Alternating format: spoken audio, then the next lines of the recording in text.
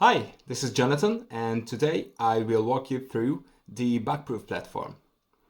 At the start of a security or penetration test, you receive the firmware image that needs to be tested, or for black box tests, the device itself, in which case you need to obtain the firmware image first. For the purposes of this demonstration, we will be using a well-known test image, the DEM Vulnerable Router Firmware, or DVRF for short. Now, our accepted file format list is extensive, however, we do not cover everything out there. So check out our documentation to see if your file system or archive type is supported. Linux-based firmware images work best, but we also have experimental support for images based on BSD variants.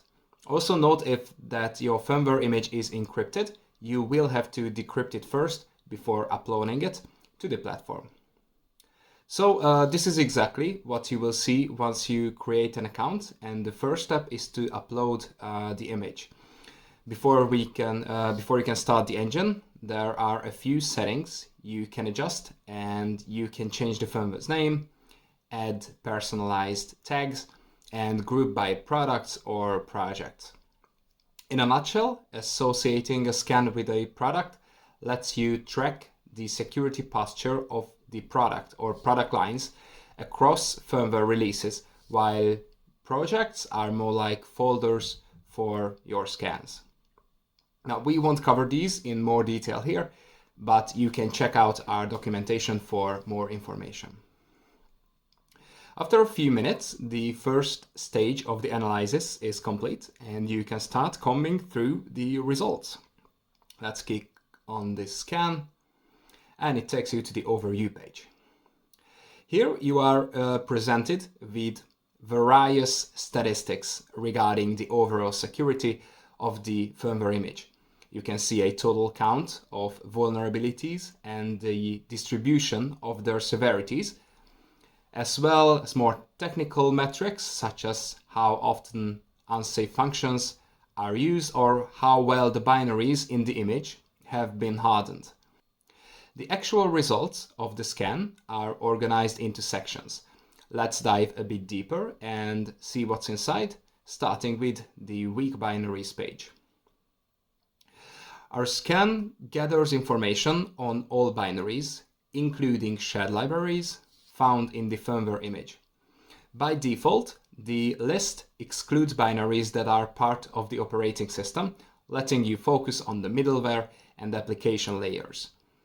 If desired, one can filter the list further by showing only binaries that seem to be exposed to the network.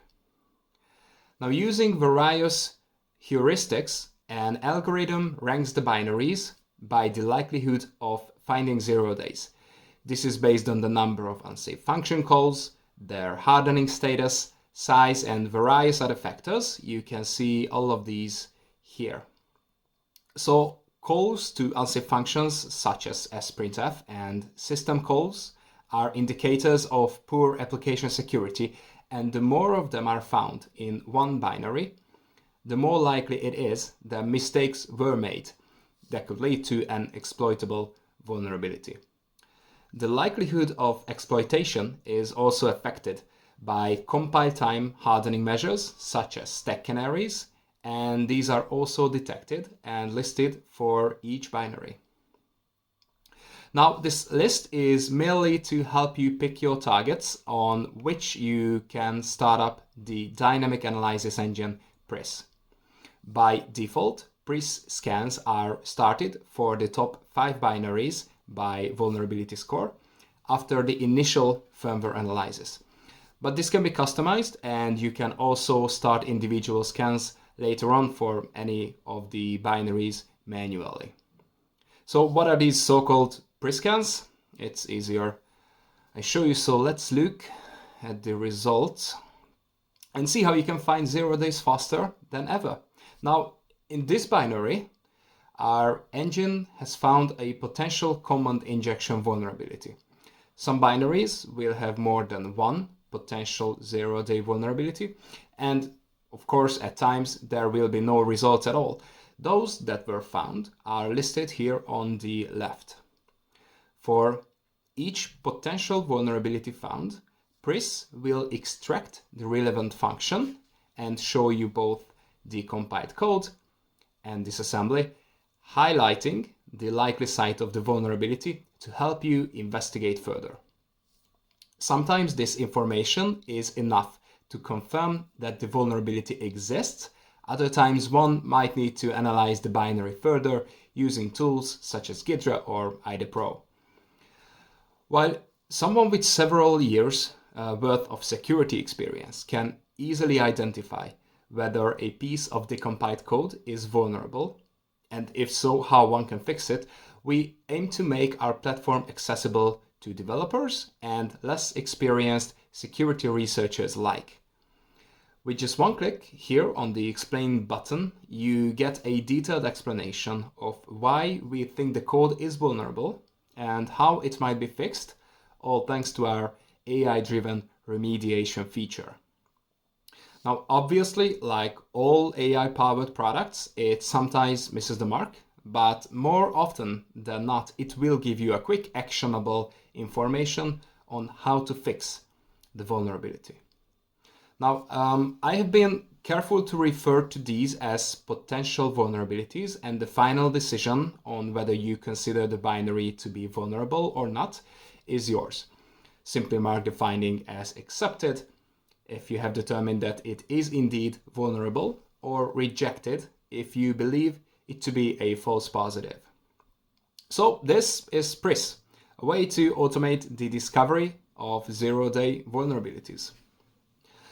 Let's head back and look at the next section. So this page is for the CVEs. Now, these are vulnerabilities in third-party components, mostly open source components, that were found in the firmware image. To find them, our platform first identifies these components and tries to determine their version, then matches with vulnerabilities that have been assigned a CVE number and which are known to affect that version of the component.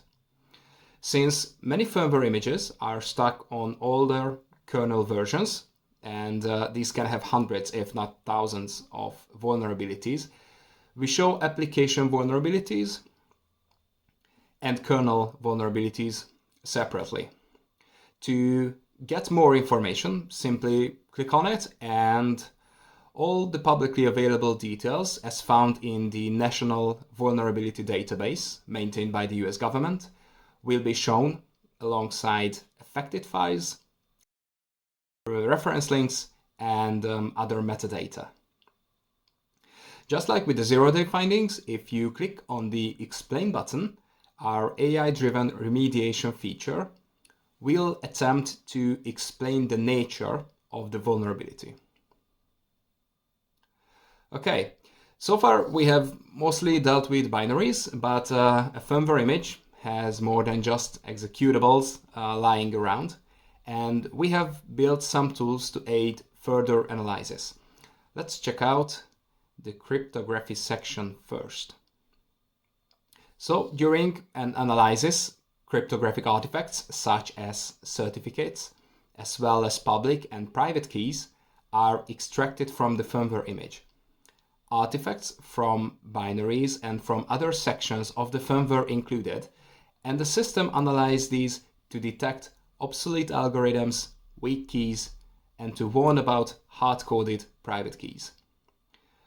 For each artifact, we display key details alongside a full open SSL dump, and you can also download them in DER format.